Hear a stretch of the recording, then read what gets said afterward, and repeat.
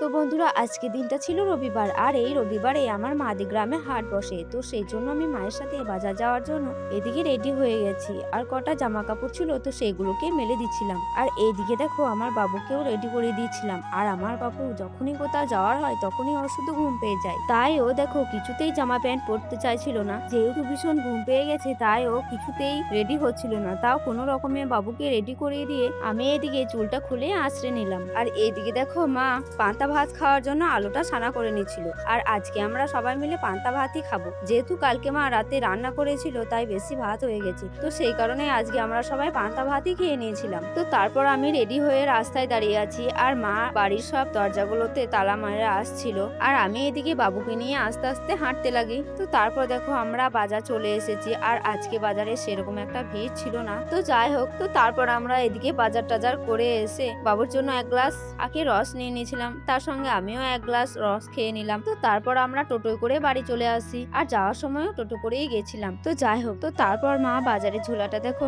বাড়িতে নামিয়ে রেখেছে, আর আমার বাবু তাড়াতাড়ি করে কলাটা বের করছে। আর আমি বাবুর জন্য নিয়েছিলাম কলা আর আঙুল ফল।